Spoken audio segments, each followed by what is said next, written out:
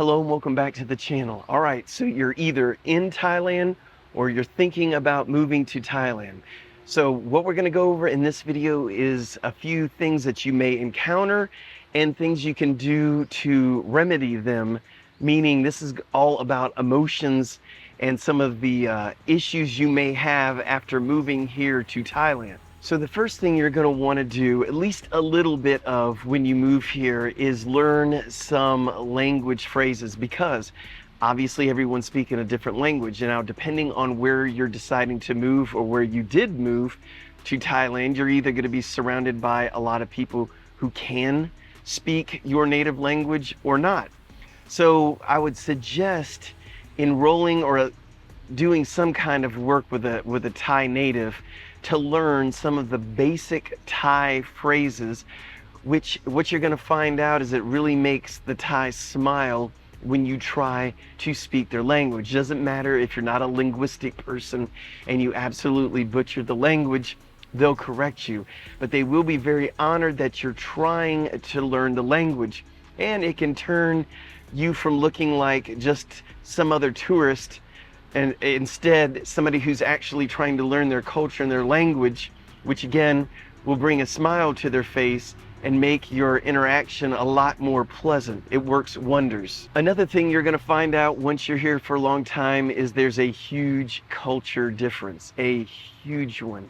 And one of the things that really helped my wife and I was getting involved in finding out about the culture and why they do things the way they do, because then it makes sense to us. We're, oh, that's why they do that. Well, now that we know that, that makes good sense. I understand that now. So that is one thing I would suggest that you do. If you don't want to, ask somebody, just try doing a Google search, like some of their major holidays. Why did they do this? Why did they do that? The more you can research things and find out why things are the way they are, it's going to be the faster you start integrating into the Thai society and understanding the things, even little things, like when a Thai person is going in front of you. Let's say you're watching a TV monitor somewhere in the public and somebody needs to go in front of you. They bend down low and go past you. Why do they do that? Why, when a lot of people hand you their food, do they not use their left hand and only use their right hand? So make sure you research that stuff and it will help you integrate better. Another thing once you get here is you're going to miss your loved ones. Hey, some of you may not, I get that, but some of you are going to miss your loved ones. So one of the advices I would have on that one is to schedule ahead of time, maybe a monthly, weekly, whatever you feel comfortable with, video chat with your loved ones back home. Therefore they can see your face, you can have the conversations, and you don't lose touch with the people back home, because it's easy to do. It's easy for them to forget about you, and believe it or not, it's easy for you to forget about them. So by doing this and scheduling it, especially at the very beginning, it will help ease your transition over here and hopefully make you a lot less homesick. Now let's talk about your living situation when you come here for the first time. Do I suggest you move out into the middle of nowhere surrounded only by Thais and you're the only foreigner in the neighborhood? Well, maybe. I mean, if you're wanting to immerse yourself in the language or something like that, in the culture, okay.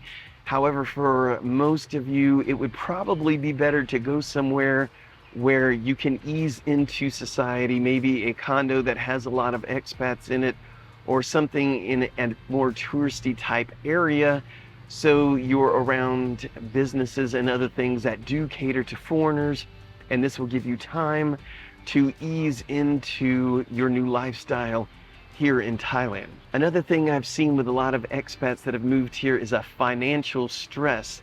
Things aren't exactly the way they had budgeted here in the country. One of the biggest things is everything's so cheap, it's easy to keep spending your money because, hey, this is only really a US dollar, or this is only $2, or this is only $3. And you end up living way better than you did back in your home country, but you're spending a lot more money in small increments. And again, you're using money that doesn't look real because it doesn't look like your home country's money. So beware of things like this. And as far as an income goes, you want to make sure that you have your income solidified before you get here. Don't come here expecting I'll just get a job here in Thailand. Doesn't work that well for foreigners. They do keep the jobs here in Thailand for the Thais. There are some things that they do hire foreigners for. Make sure you do your research ahead of time versus coming over here without researching anything, thinking, no problem, I'll just get a job. So another thing you're going to need to ease into here is going to be transportation. So for a lot of people, they're going to have a lot of reservations about driving here because it's a lot different, especially Americans, because we're driving now here on the other side of the road, on the other side of the car, and we're not used to motorcycles buzzing around like mosquitoes everywhere and having to look everywhere in places we really never had to look before to make sure there's not a motorcycle hiding there, and getting used to seeing some of the craziest driving you've ever seen before. So just keep that in mind. What I would suggest doing is starting with public transportation at first and get your mind used to pay attention to the roads. Don't just get on your phone. Look at the roads, get used to being on the other side of the road, watch how the cab drivers are navigating through, use other public transportation like buses, whatever. But the main thing is make sure you're focusing on the way people drive. I did that for about 2 or 3 weeks before I decided to drive on my own, and my mind kind of got set after watching so long that I need to be okay on this side of the road, and okay, this is the way the traffic's working. Oh, this is how you pass somebody. Oh, okay, this is what you need to look out for. So a few tips on how to transition a little bit better when it comes to transportation. Another issue people have whenever they move here is being misunderstood. This is going to go on for a long time, and it may go on forever living here. It just depends on how much Thai you end up learning. So you will be misunderstood, and just know that Thais will act like they understand you when they don't. So you really need to make sure if they're doing something for you let's say they're building you something or they're repairing your car, you better make sure that you get your point across exactly what you need to, because they will agree. They'll smile and yes, and then you go back and it's not exactly what you were wanting, bugs. So just keep that in mind. There's a lot of misunderstanding here. It's not the Thai's fault, it's your fault because you don't speak Thai and you're in Thailand. Now, I've talked to some expats that got bummed out because they felt like they don't have the hobbies that I'm used to doing here. Let's say something not as normal like pickleball, which is a fairly newer sport, and some skateboarding, things like that. And they just don't have these things, archery, gun clubs, whatever.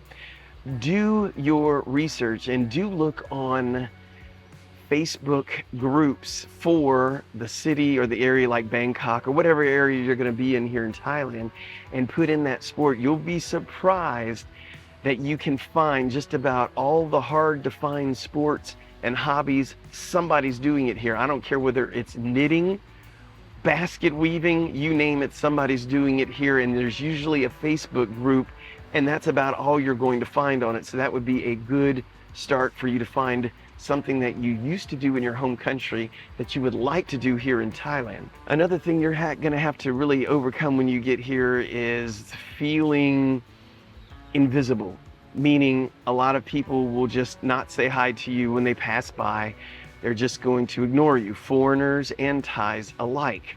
Now, the way to overcome this, if you're one of those people who are very social and you want to get to know people, is for the Thais, smile and say to them the greeting, sawadee ka, depending whether you're male or female. And I always say kun sabai mai, which is how are you doing? And that is something they really don't do here in Thailand. So when you do it to them, it kind of startles them a little bit, and they smile and they open up, they change their whole demeanor. So try that. And as far as other foreigners go, you know what to do. Just say hello to them and kind of break that ice a little bit.